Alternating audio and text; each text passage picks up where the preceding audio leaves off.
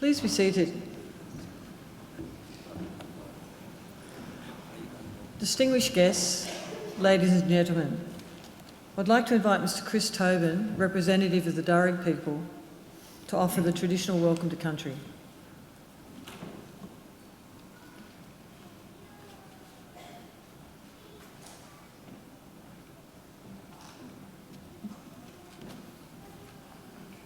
Thank you. Good ringini, everyone. Good evening. Nalawa. Welcome to the lands of the Wallamedigal.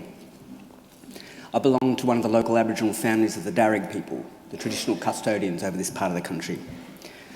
I wish to firstly pay my respects to the country and its people, and to thank the university for their acknowledgement of us. It is most important for us and much appreciated. My family actually descend from Yarramundi, a respected elder and cleverman of the Burrabrongal clan during the early years of colonisation. He saw that our survival in this new world could best be secured if we could learn more about it. And so he enrolled his daughter, Bulungari, or Maria, into the Native Institute, a school set up in 1815 by Governor Macquarie, offering formal education to Aboriginal children. Maria studied there for several years and used her newly acquired skills to lobby and ultimately secure some land for herself and her family out along the Richmond Road. Other Aboriginal families soon joined them and became known as the Blackstown, where the present-day city of Blacktown gets its name. We are very proud of her, as I'm sure your families are of you here this evening. And with good reason. Your success is our success. Your advancement, our advancement.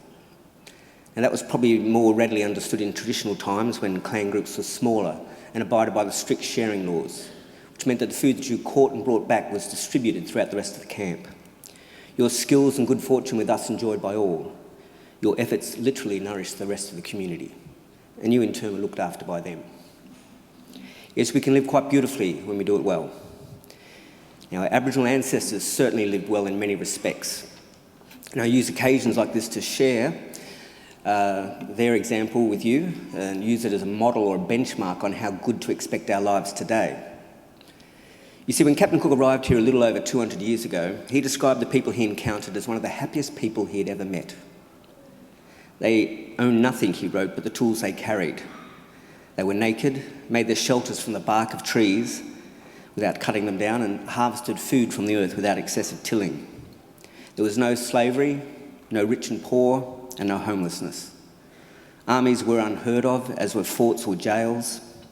People cooperated to collect the resources that were needed, and then they were shared out according to strict Aboriginal law. Our lands were maintained in their natural state with fire and responsible harvesting. Our rivers and watercourses were clean and unpolluted, with people drinking out of them here as they have done for the past 20,000 years. Now remember, this is not a dream or an ideal. This is normal life, or was, until a very short time ago. And I don't think there's any reason why we should expect less for ourselves and our children than what our ancestors enjoyed. Now, admittedly, there's a lot more of us, but we're a clever people, and there's still much magic in the world, I believe. So people, I would say, expect great and wonderful things from your lives. There's a beautiful spirit that's brought you this far, and if you keep following that, I'm confident that we're going to put together a beautiful world, one that we can be proud of and is worthy of our children. But we can all do our bit. I'll do mine now by winding up and letting you graduate. So I want to say congratulations to all of you and all the best in our collective futures. Thank you. Yana.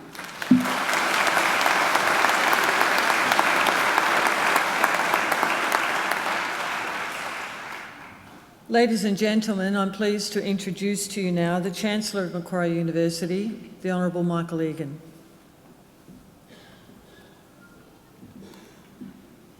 Thank you, Chris, for your welcome to country. Well, graduands, ladies and gentlemen, boys and girls. First, I want to thank all of you for coming.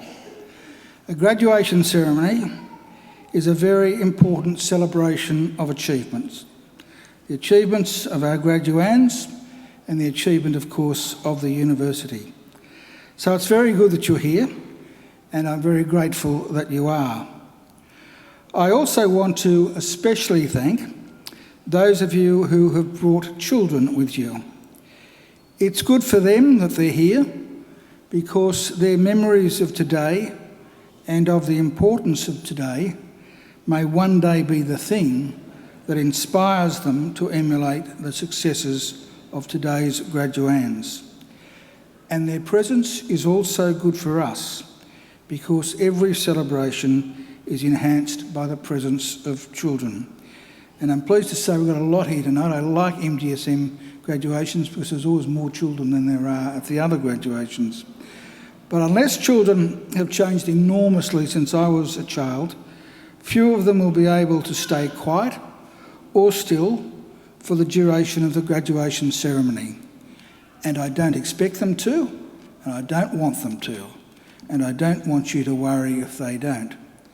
They are most welcome, and please let them run around and make as much commotion as they like. And I see we've got a few babes in arms too. They're sure to cry, and don't think you have to take them outside if they do. We prefer you to stay here because we've learnt from long experience that the louder a baby cries during a graduation ceremony, the more chance there is that he or she will be back within 25 years to take out their first PhD. So please, we encourage them to cry.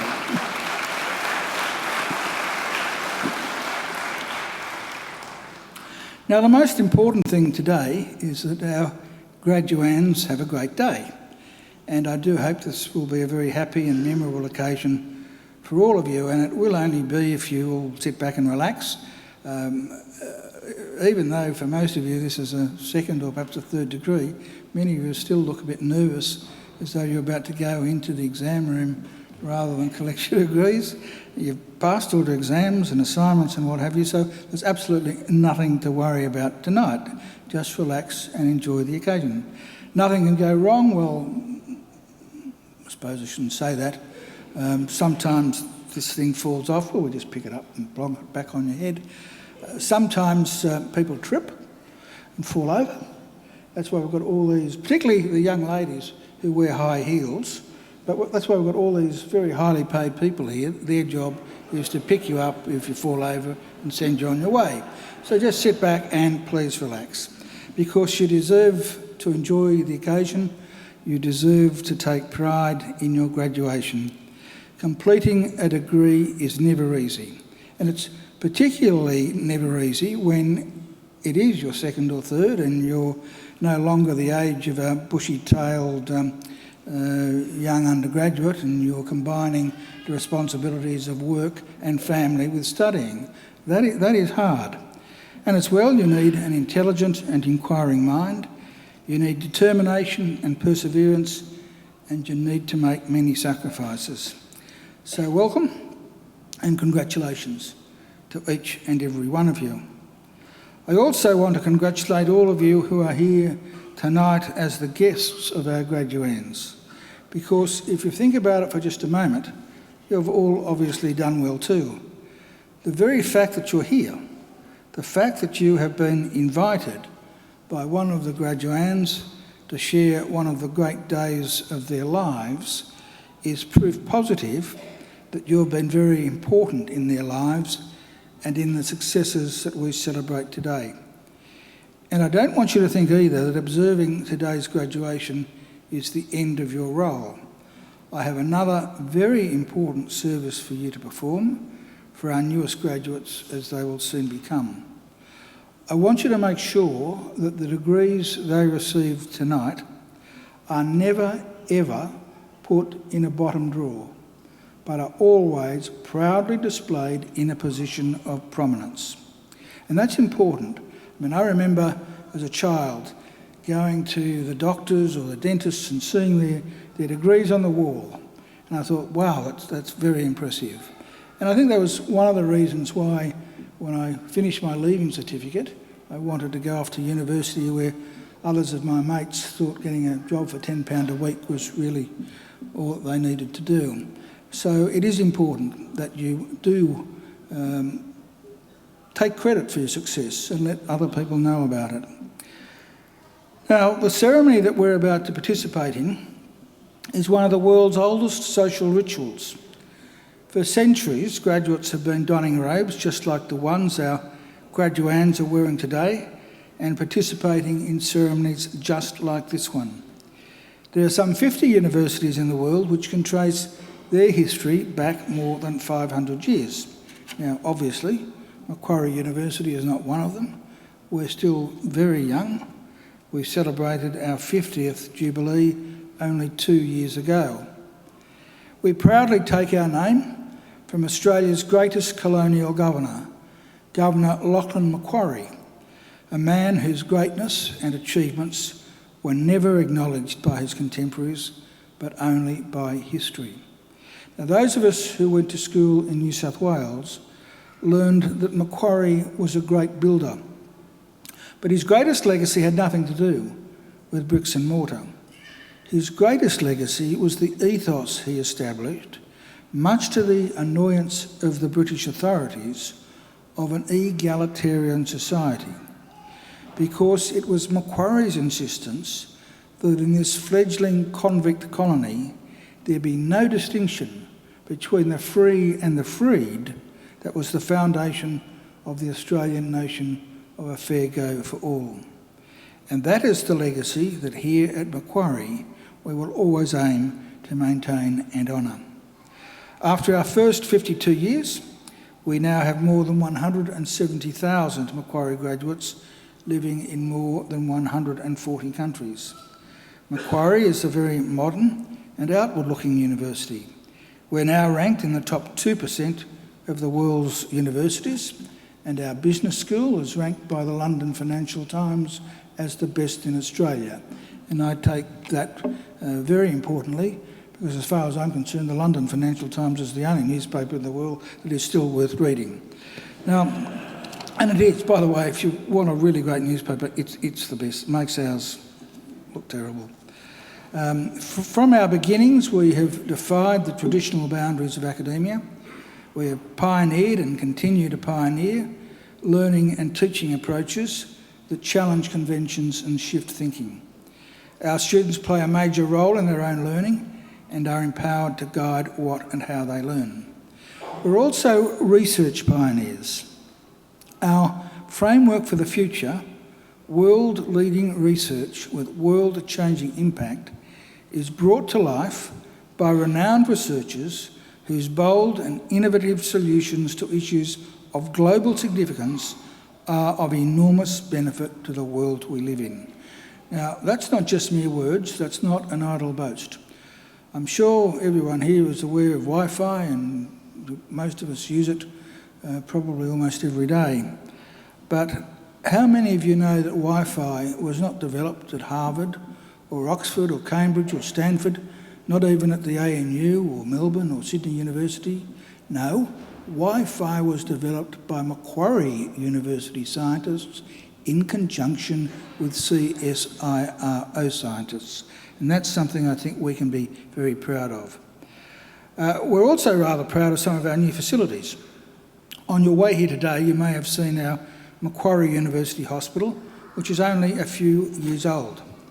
The hospital forms part of a very exciting medical enterprise, which will be Australia's first fully integrated academic health sciences centre under a university's leadership. And it really is a great hospital. It's a 180-bed hospital. It's the only hospital in Australia that is owned and operated by a university. But it is a first-class hospital, and I can attest to that from personal experience. I was a patient there for 3 days, just over 2 years ago, and I assure you the standard of care is absolutely first class, especially if you're the Chancellor. Now, we also have a number of other excellent new facilities. Our library, which is only a few years old, our Australian Hearing Hub, which is a world-leading institute in hearing and language sciences, a state-of-the-art media centre, a newly launched simulation hub for teaching and research, and cutting-edge science laboratories. Now, that's not to say that all of our lecture rooms and laboratories are first class. They're not. In fact, some are downright crappy. But we plan to fix that in the very near future. We will be announcing some very exciting plans for a major physical transformation of our campus. So we're looking forward and we're on the move. Here at Macquarie, we have a very clear and straightforward mission, and that mission is to transform people's lives and to improve the lives not just of our own students, but also of people all around the globe by the work and achievements of our graduates and by the fruit of our research. We want Macquarie always to be a leader in teaching and learning and a leader in the accumulation of knowledge and understanding. In other words, an ideal community of scholars. And graduands, in just a few minutes, it will be my very great honour to confer your degrees upon you and welcome you as lifelong members of that community of scholars we proudly call Macquarie University. Now, graduands and ladies and gentlemen, it's now my great pleasure to introduce our occasional speaker, Mr. Robert Easton, who is the Chairman and Senior Managing Director of Accenture Australia and New Zealand. Bob was appointed Chairman and Senior Managing Director of Accenture Australia and New Zealand earlier this month. He joined Accenture in 1997 and he specialises in helping companies architect and execute large-scale, complex, multi-year transformation programs. His industry experience spans FMCG, now I'm not quite sure what that means, but you'll have to tell us when you get the chance, Bob, healthcare and financial services. He has extensive experience in architecting, establishing and operating enterprise business services in large global corporations and was managing partner for Accenture's supply chain consulting and services across the Asia-Pacific region. He is well known for the contribution he's made to building trust-based relationships. For the past 3 years, Bob has been named on the annual list of top thought leaders in trustworthy business published by Trust across America, Trust around the world. He also serves on the board of the David L. Cooper Ryder Centre for Appreciative Inquiring. Before joining Accenture, Bob served with the New Zealand Army and also worked and studied with the Australian, Singapore and United States Armies. He's a graduate of the Australian Army's Officer Cadet School at Portsea, the United States Army's Logistics Executive Development Course and the Singapore Command and General Staff College. Bob holds a Bachelor of Commerce degree from the Victoria University in New Zealand, a graduate diploma in psychology from Massey University in New Zealand, a Master of Defence Studies from Deakin University here in Australia, a Master of Business Administration from Macquarie University, and a Masters of Applied Positive Psychology from the University of Pennsylvania. Now, of course, that's obviously not enough for Bob. He's currently enrolled in a doctorate in Management and Design of Sustainable Systems at Case Western Reserve University in the United States of America. His research interests are understanding, measuring and creating the conditions for flourishing individuals, workplaces, organisations and communities. I now invite Mr. Robert Easton to deliver the occasional address. Ladies and gentlemen, please welcome Mr. Easton.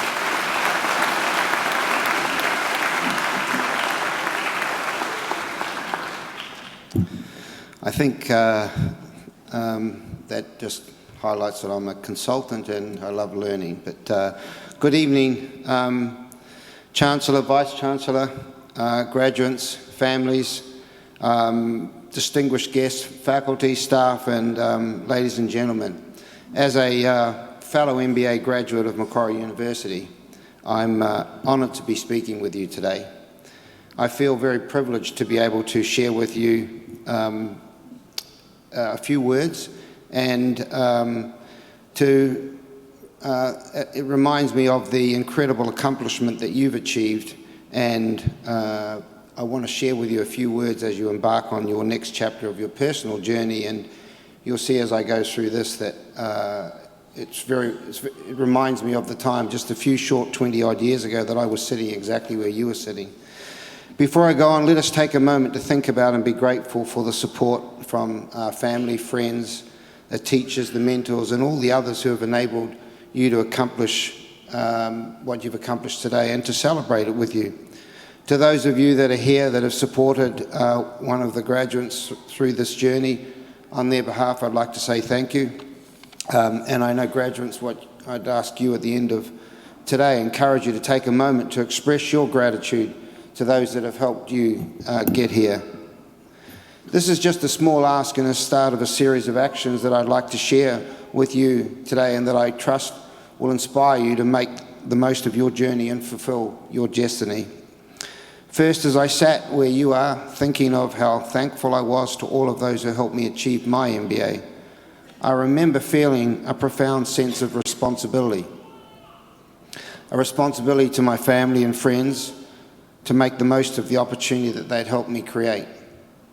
A responsibility to my teachers and mentors to wisely use the learning that they had provided. A responsibility to make positive contributions in the communities that I was lucky enough to serve in. And mostly the responsibility to myself and those that we're going to have the privilege to firstly follow and then lead, to be the best follower, to be the best leader, and indeed to be the best person that I could be. That is, to flourish, and in doing so make positive contributions to impact the world that I had an opportunity to impact on.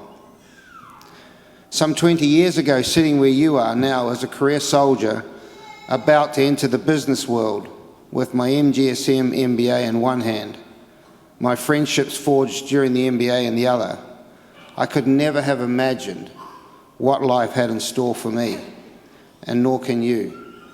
As I sit looking at you now, just cannot imagine what life has in store for you, because the life and the road that I've travelled, I could never have imagined that.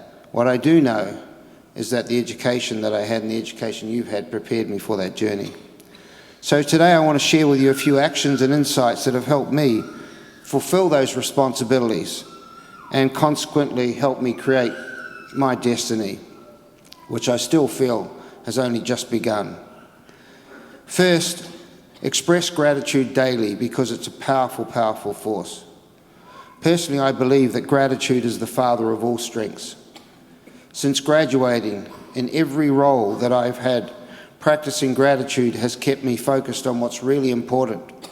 It's enabled me to approach adversity with courage, and it's kept my mindset positive. Remember to take personal responsibility and accountability for your actions and the outcomes of your actions.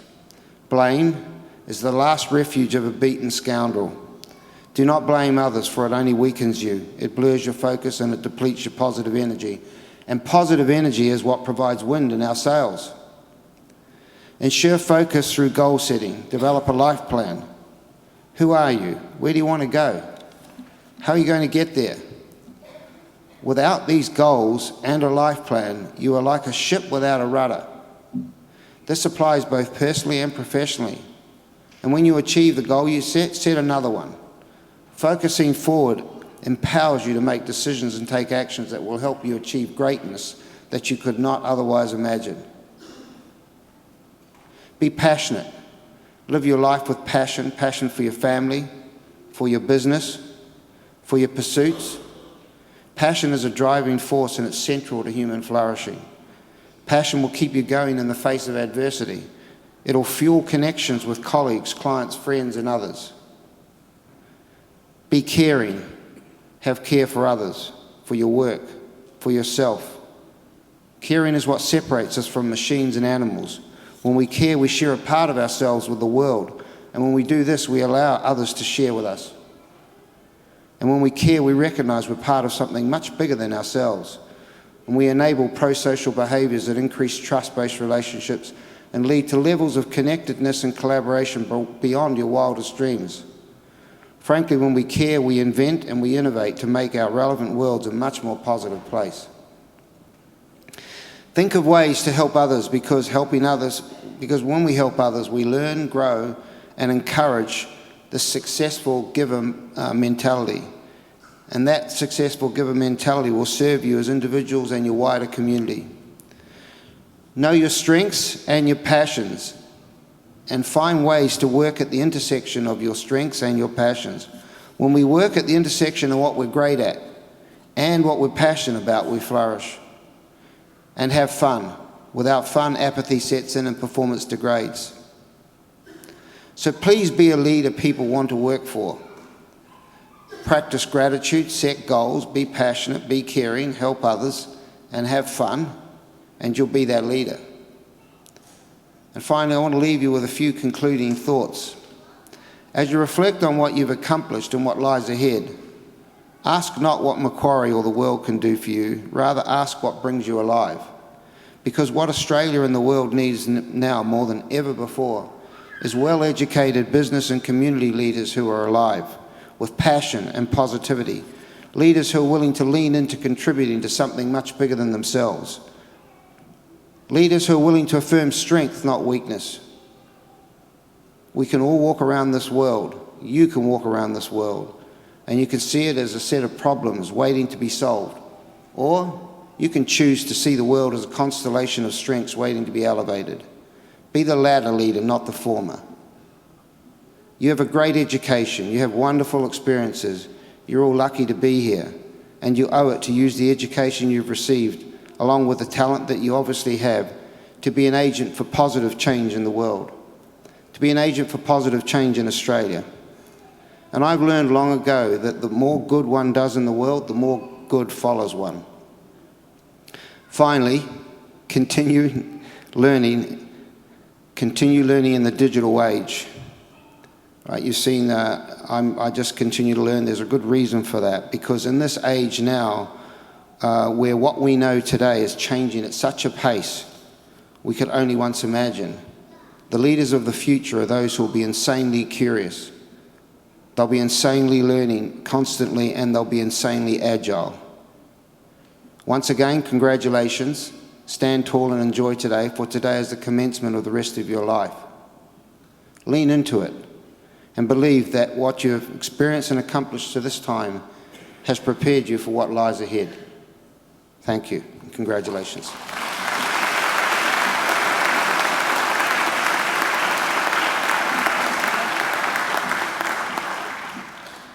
Well, graduands and ladies and gentlemen, I think you'll agree that really was an excellent occasional address with some absolutely fantastic advice.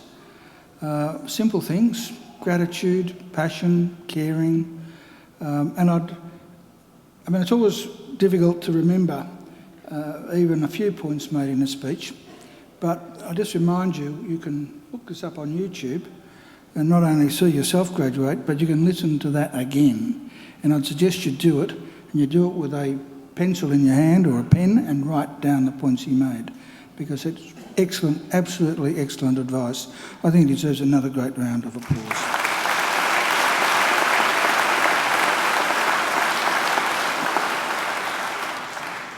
Well, we now come to the key part of the ceremony, the reason we're here, and that is the conferring of degrees. Now, I told you all earlier that you have nothing to worry about, but this is the one part of the ceremony that worries me, because I was assured many years ago by a fellow that I went to university with, who later became the Chief Justice of New South Wales, that if I conferred a degree on someone who wasn't entitled to receive it, there was very little I could do to take it back.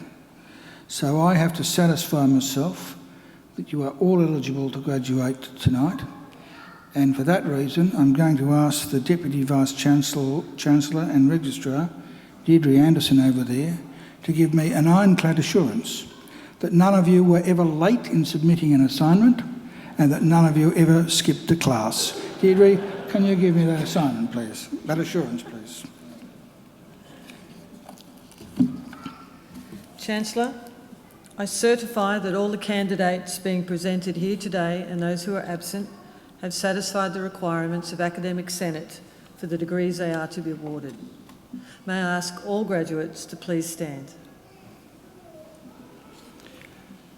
Graduands, in the name of the Council of Macquarie University and by my authority as Chancellor, I admit each of you present and those who are absent to the degrees for which you have qualified. Graduates, congratulations.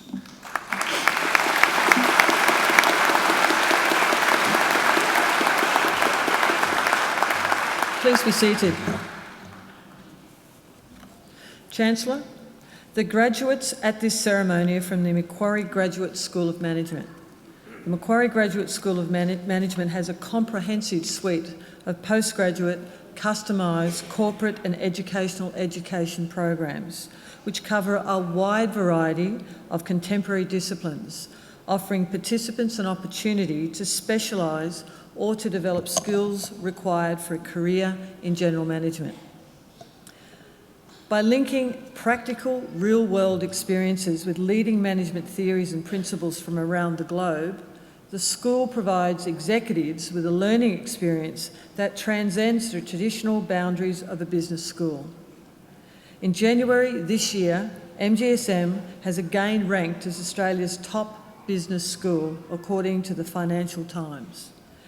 MGSM is one of only 3 Australian business schools to make the top 100 in this prestigious list.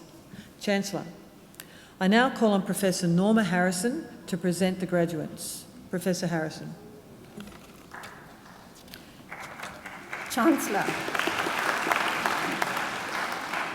Chancellor, I present to you the graduates from the Macquarie Graduate School of Management, whom you have admitted to degrees.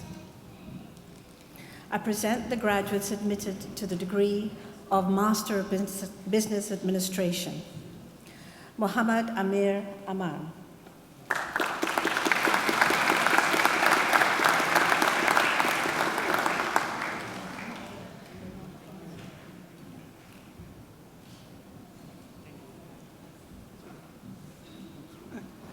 Leon Aponso.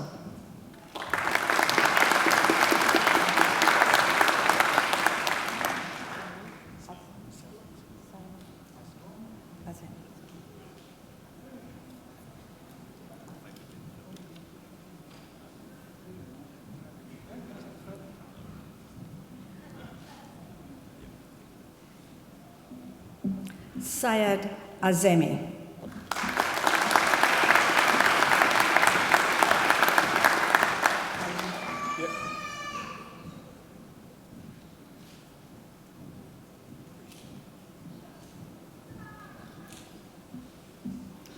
Alun Bao.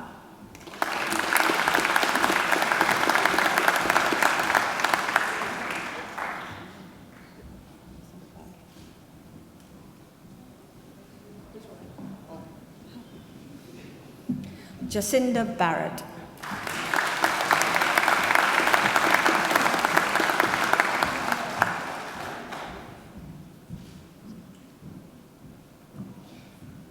Christopher Brian Barrett.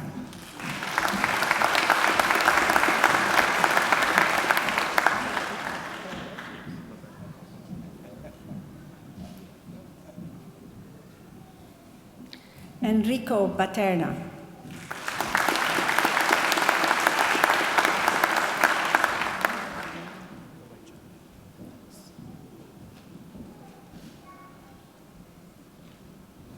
Paul Baweja.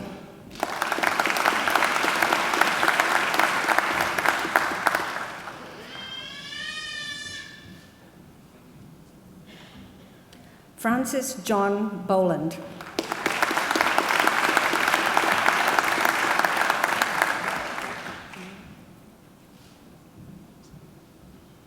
Fanula Brown.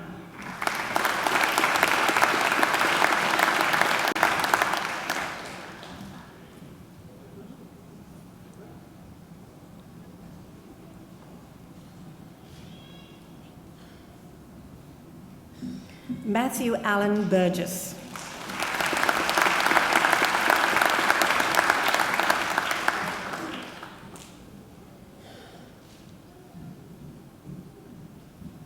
Daniel James Canham.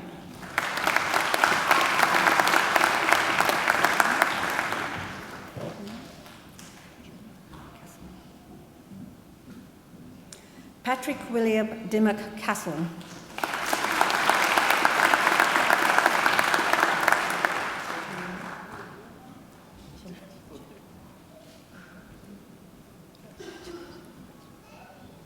Liliana Celich.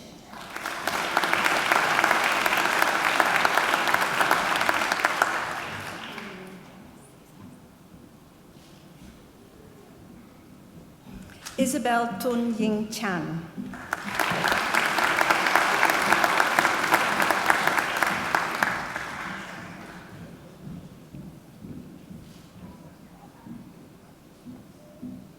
Atil Vikash Chandra.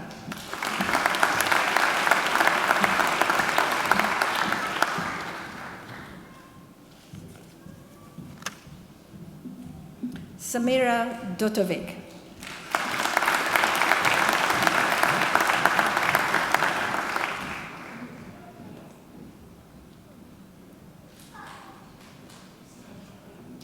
Leah Davis.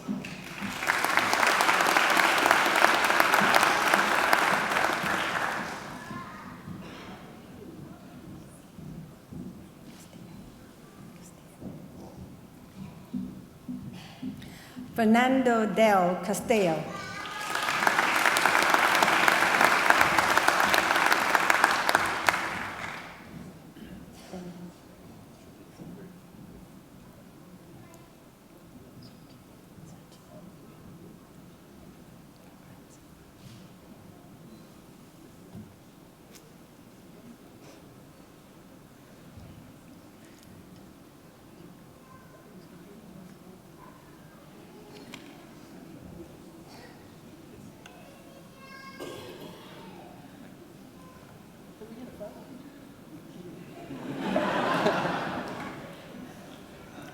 Sergei Demyanchuk.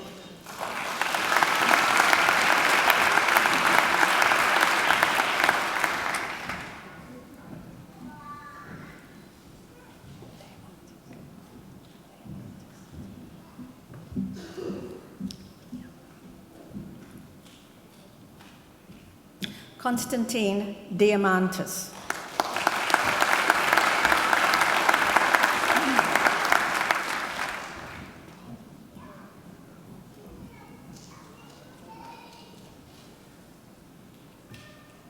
Mark Anthony Draga.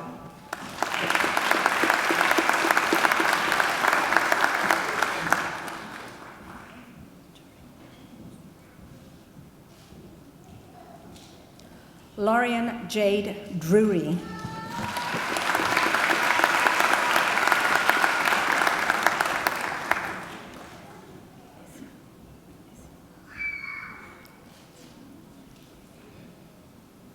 Joseph Essie.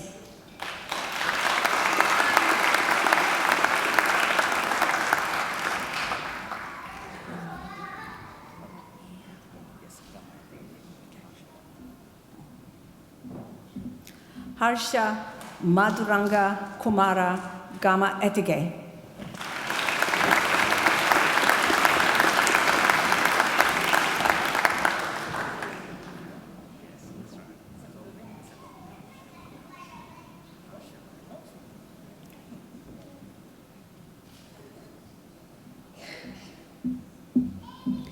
Anita Kumari Gurung.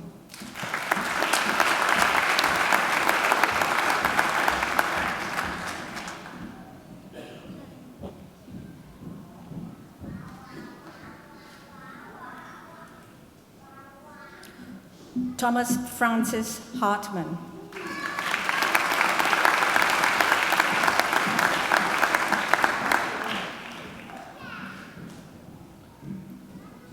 Dallas Ross Herrett.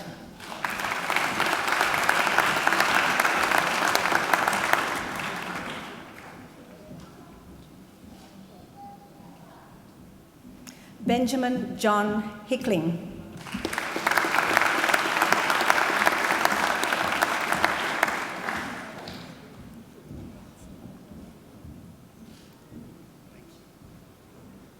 Brett Higgins.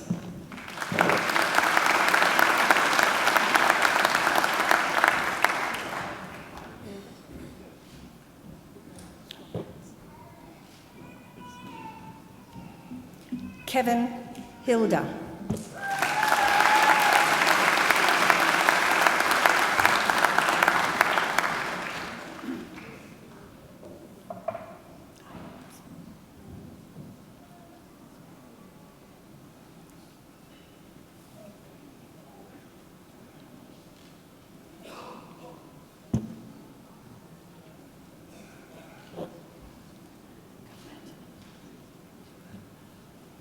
Jeremy Hobson.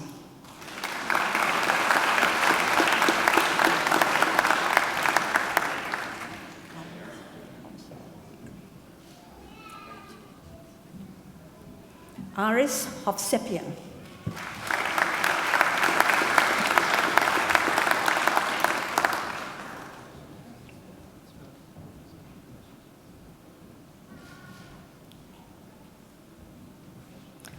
Paul Owen.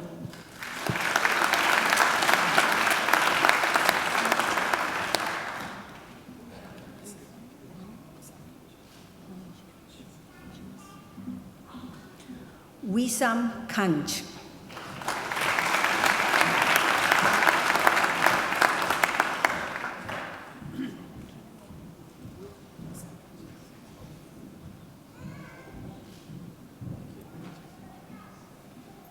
Simon Keenan.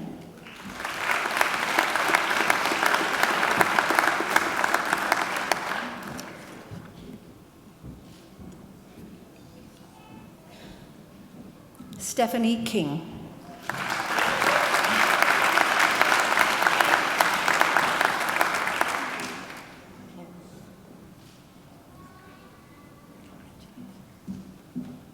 Mark Cloens.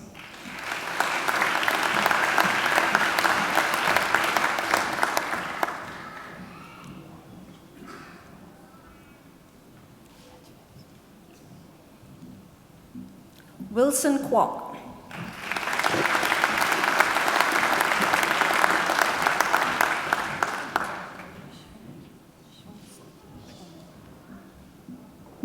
Eric Swan Hao Lao.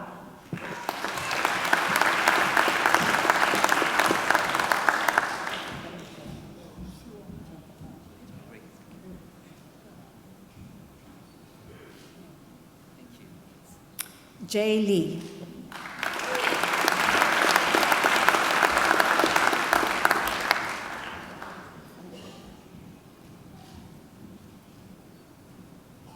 Samantha Feng Ya Li.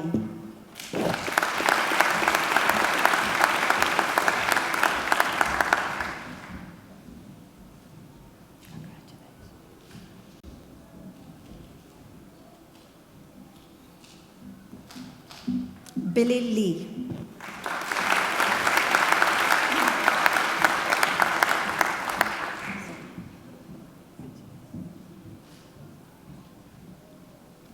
Zoe Corinne Leonard.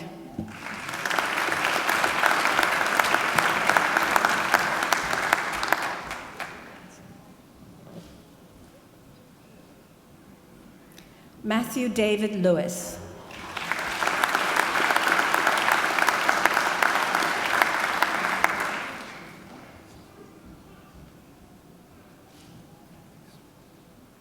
James Lee.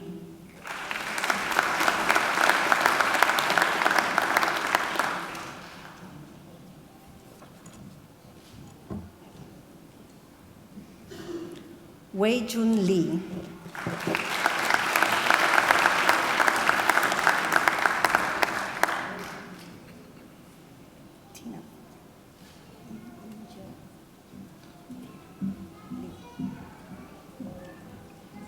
Tina Lee.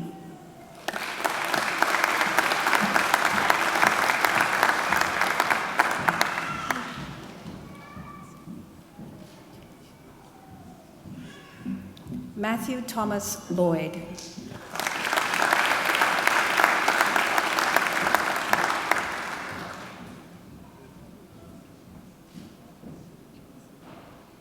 Matthew James Michener.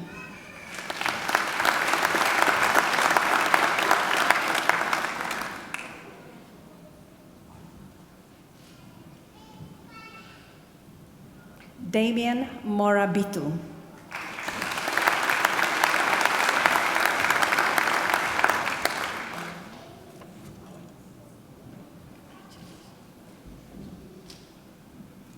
Natalia Moyano.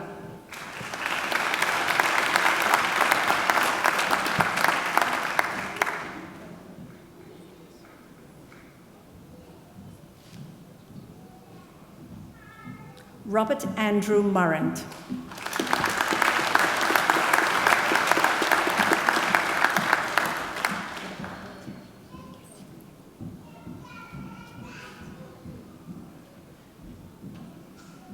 Philippa Naji.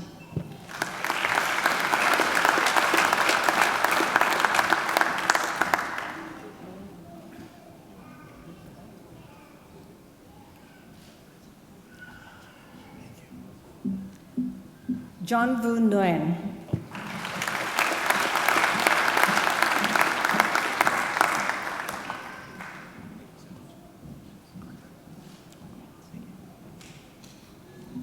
Luke Ogden.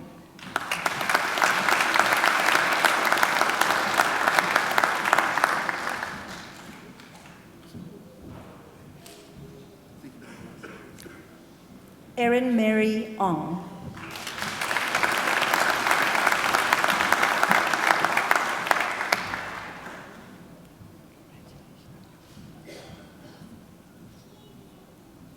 William Parker.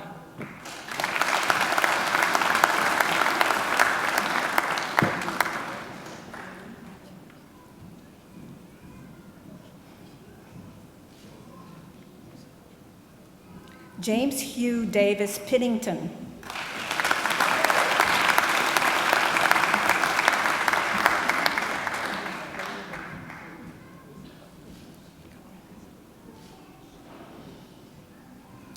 Haris Preljevic.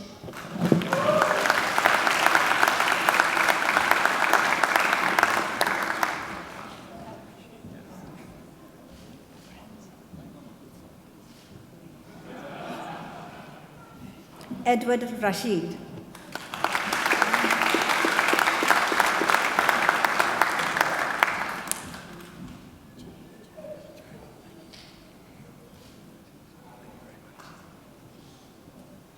Jay Reddy.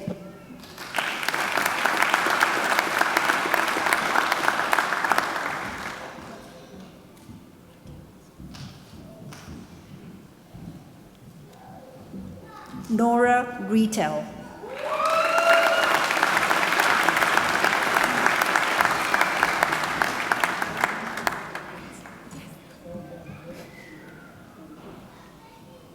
James Bruce Robertson.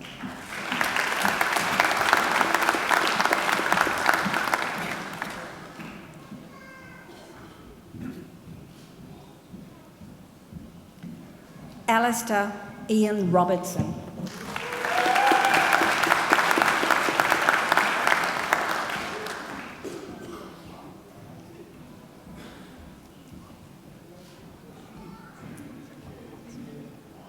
Brendan Paul Robinson.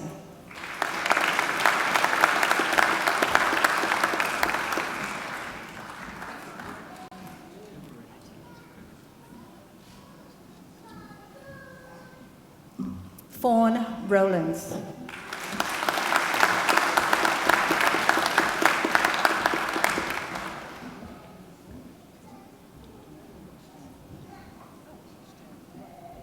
Matthew Rowlands.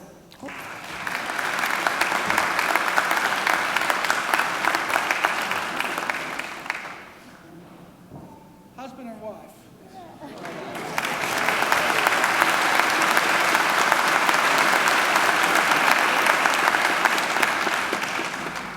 Neha Saini.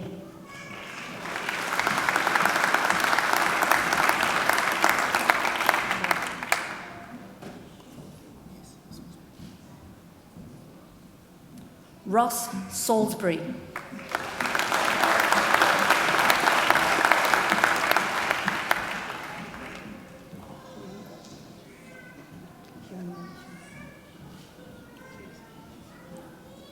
Simon Hyunmin Shin.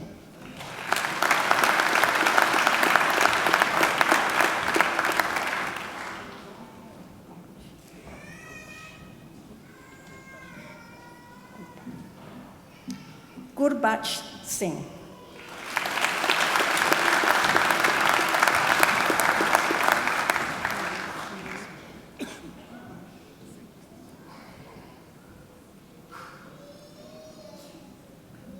Eva Ivo Smilek.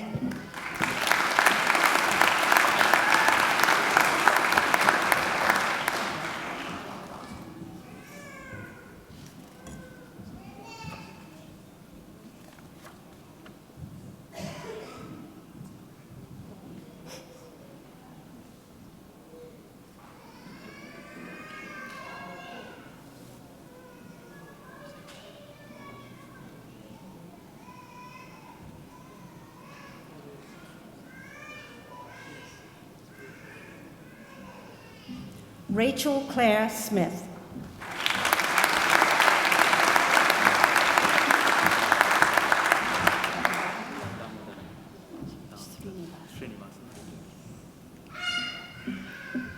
Damodaran Srinivasan.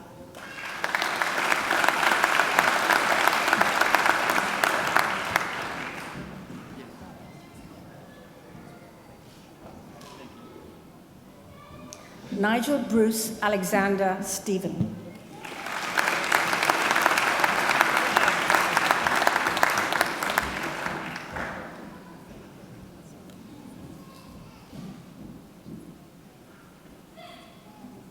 Sarah Amy Strong.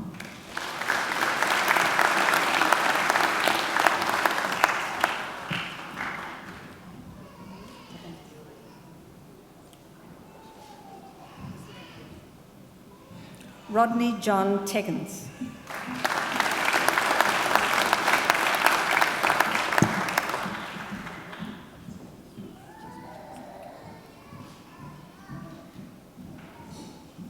Oliver Wade.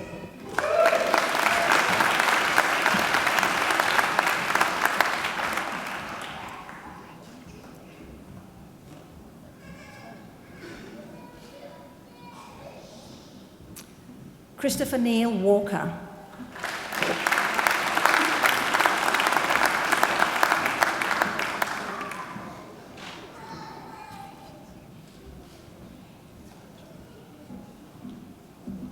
Paul Wild.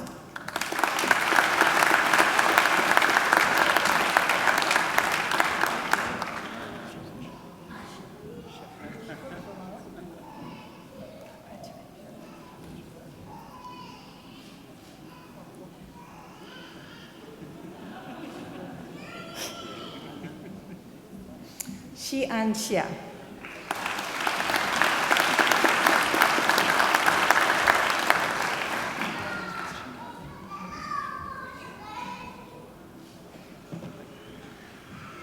Marta Magdalena Yates.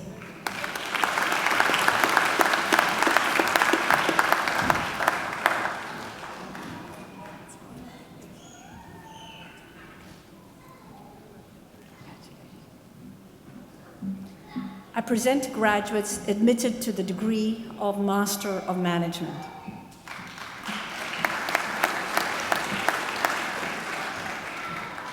Antai Antoine.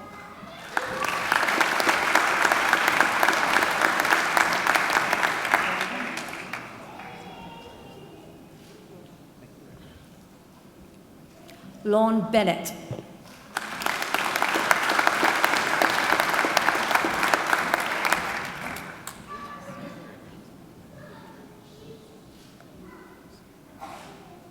Jason Chang.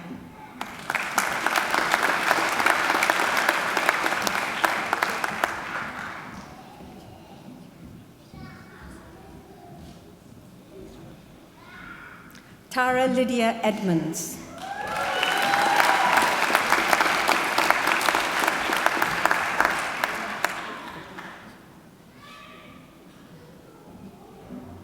Julian Egley.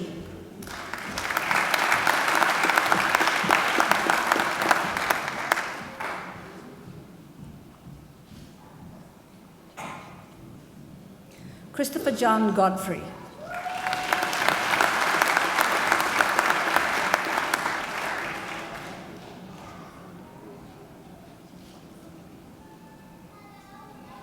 Chao Guan Guo.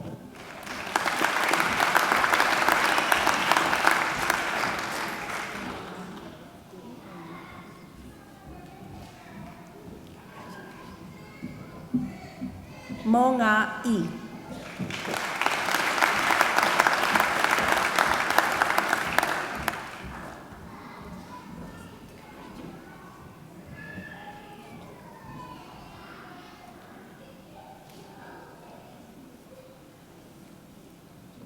Ian James Pod.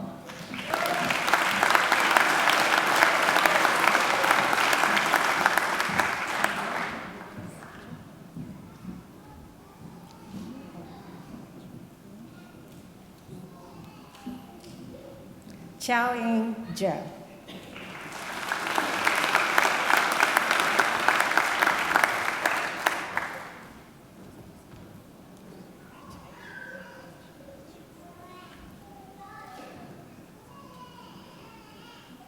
Orlando Savage.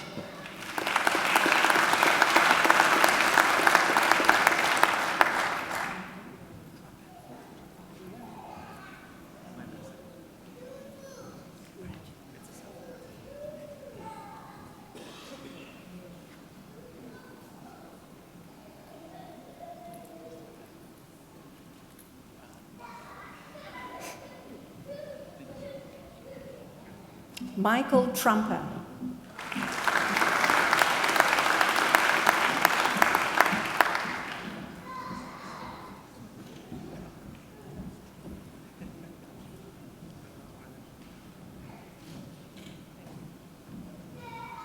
I present the diplomate awarded the postgraduate diploma in management, Brooke Ellen Black.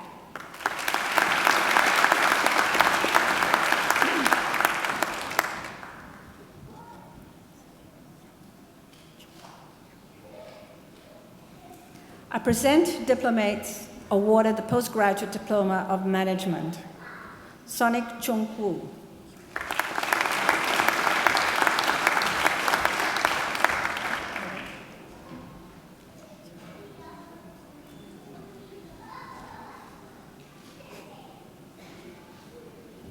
Anthony Peter Perrin.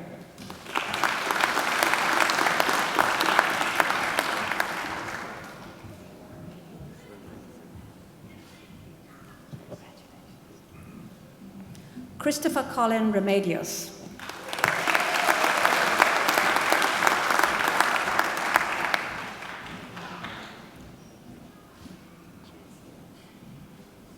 Abhinav Sharma.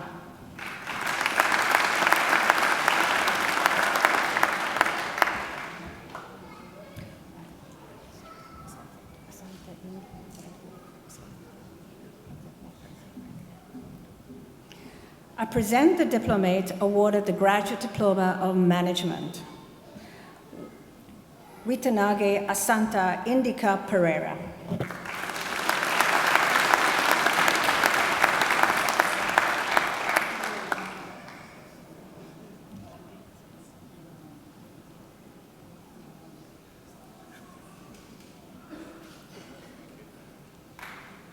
I present the graduate admitted to the degree of Master of Research, Kate Booth, for a thesis entitled Stories from Below, Making Sense of Disruptive Change.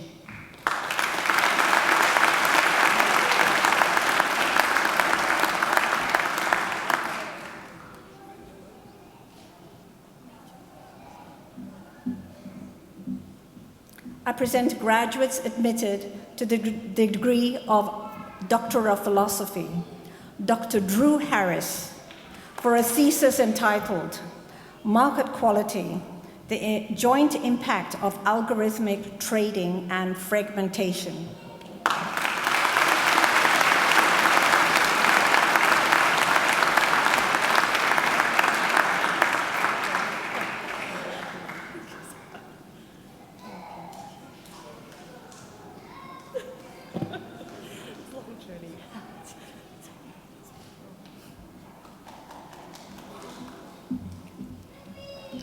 Dr. Jacqueline Larkin for a thesis entitled Fading at 50, a study of career management for older academics in Australia.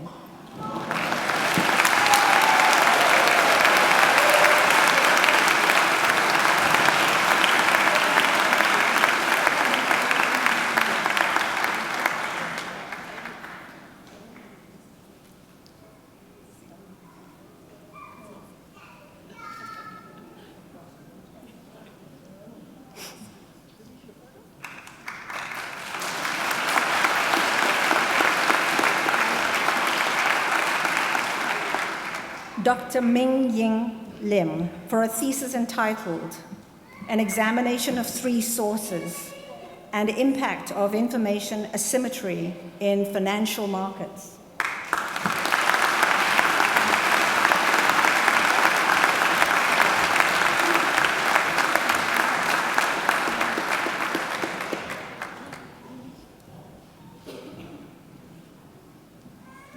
Chancellor, that completes this evening's presentation of the graduates from the Macquarie Graduate School of Management.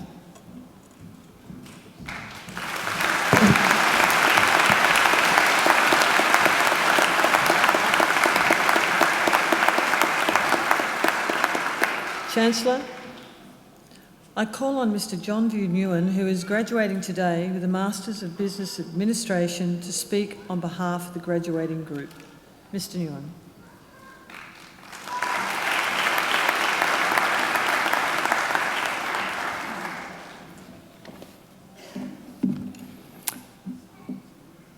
Good evening, Chancellor, members of Macquarie University, fellow graduates and guests. It is an honour for me to speak on behalf of my fellow graduates tonight.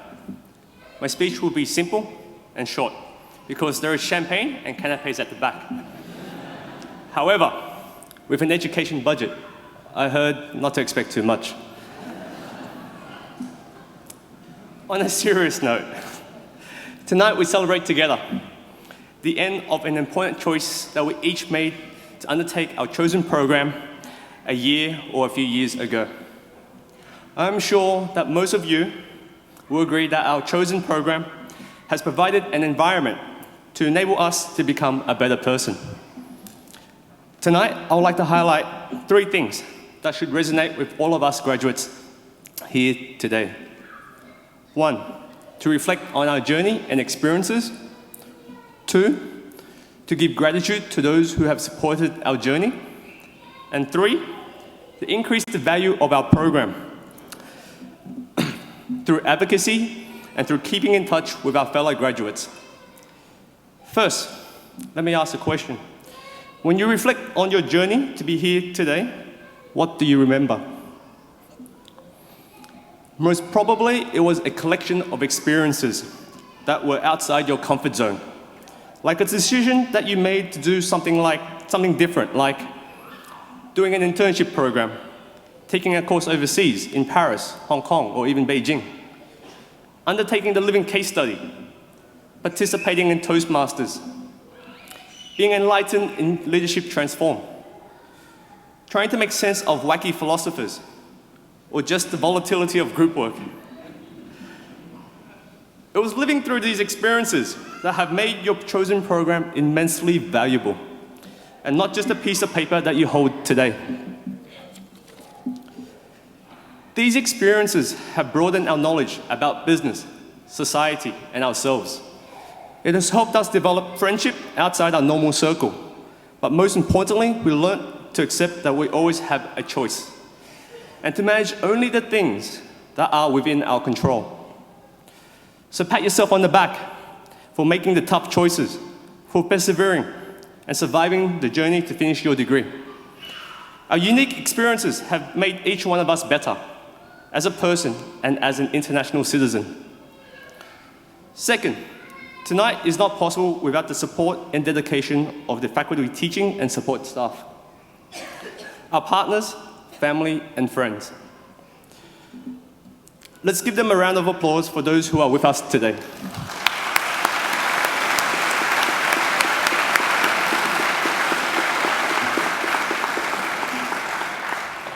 Thank you. Also, I would like to give a special mention to Professor Tom Valentine, who was my mentor and an outstanding teacher to many of us, who sadly passed away earlier this year. His iconic teaching style, wit, and politically incorrect commentaries will be sadly missed. Lastly, to enhance the value of your program and to promote continuous learning, I encourage you all to make an effort to keep in touch with your fellow graduates, alumni community, and advocate your program to the next generation of leaders. Now, with your newfound knowledge, experience, and network, go and break that glass ceiling, that bamboo ceiling, or whatever ceiling that may be. At the end, I wish you a great evening. Thank you.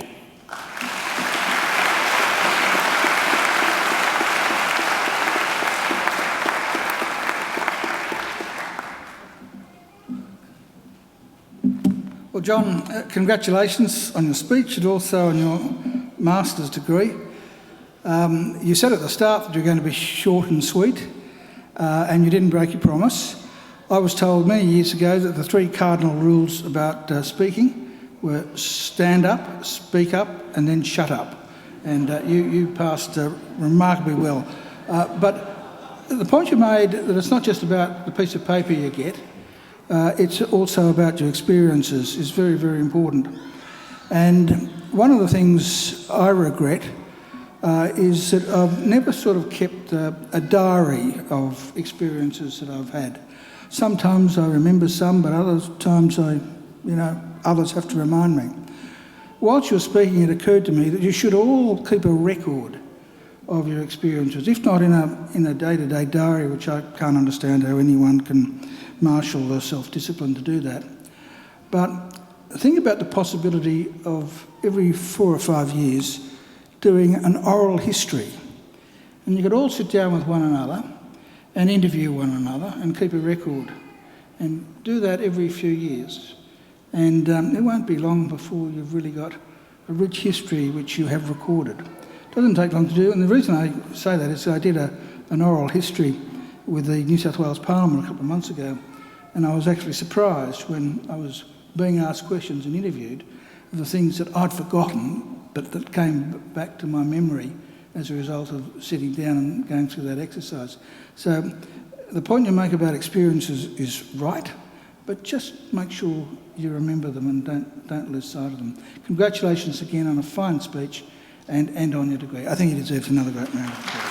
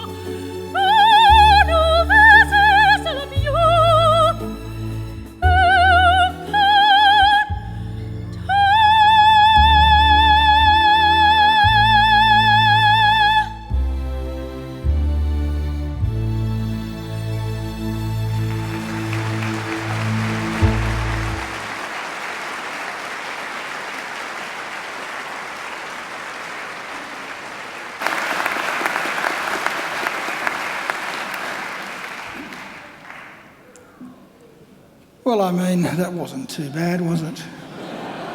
That glorious voice, ladies and gentlemen, belongs to Angela Brewer. And I must say you're very fortunate that Angela was able to sing at your graduation tonight. Angela sings at most of our graduations, but every now and again, for one reason or another, she can't make it. And when she can't, I do the singing. So you're very, very fortunate. I've got to say, I mean, I love hearing Angela sing every time she sings, but one of the other things I like doing is looking at the expression on people's faces as she sings. And people just look absolutely mesmerised. The little girl down there who was just absolutely taken with every note that Angela sang. I'm sure she's decided she's going to be an opera singer herself. I think Angela deserves another great round of applause.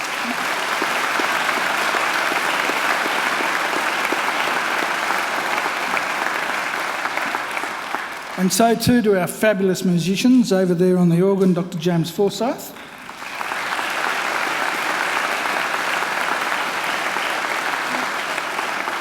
And on the Chinese traverse flute, Dr. Chai Chang Ning.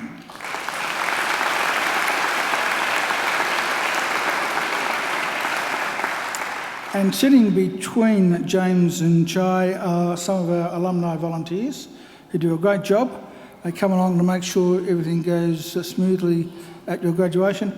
And I think some of them have been here for all three graduations today. So that really is devotion to duty.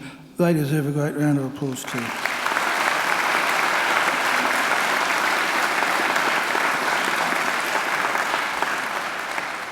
And so do the people behind me, the representatives of our academic community who've been very, very important in your success tonight. I'm sure you'd like to give them a great round of applause as well.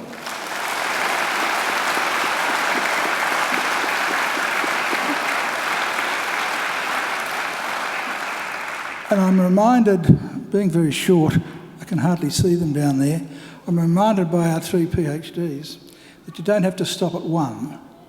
We've got John Crowther over there, who's got 4.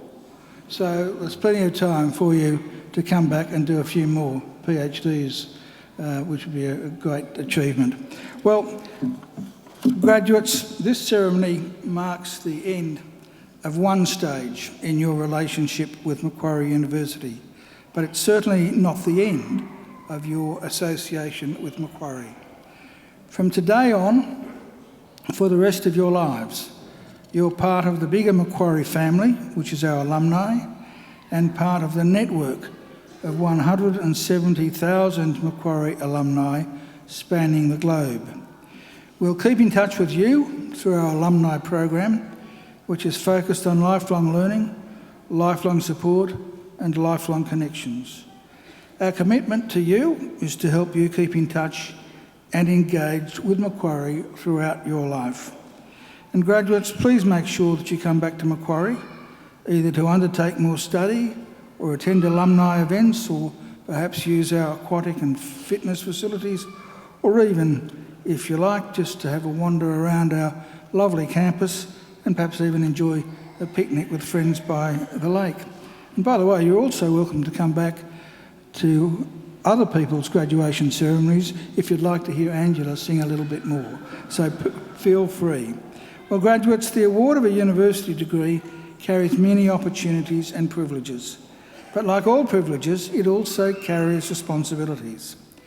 Believe it or not, you, each and every one of you, can change the world. And you don't have to be a Nobel Prize winner to do it either.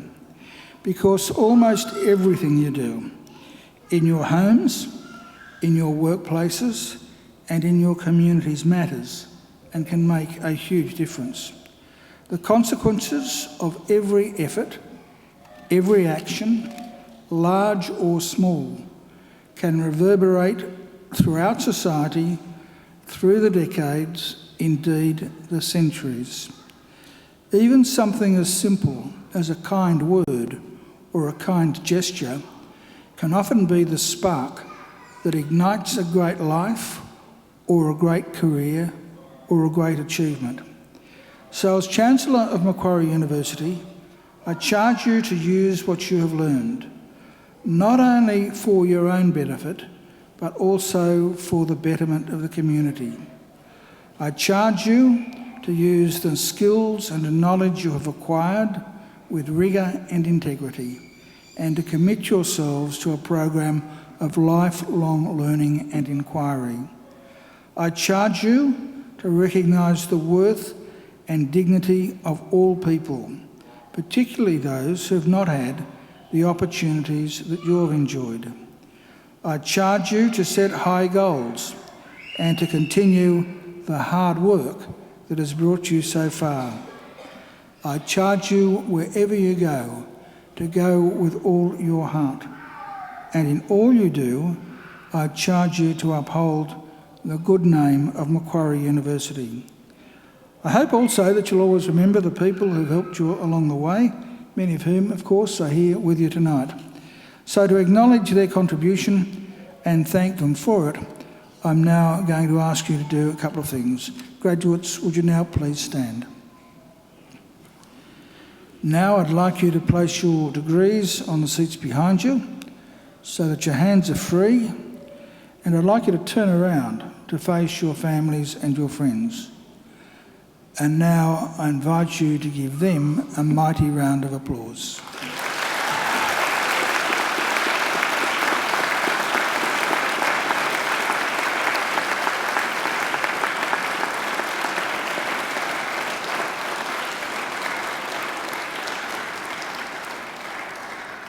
Well, graduates, you can turn around now, but don't sit down because we'll be moving out in just a moment, but please do pick up your degrees.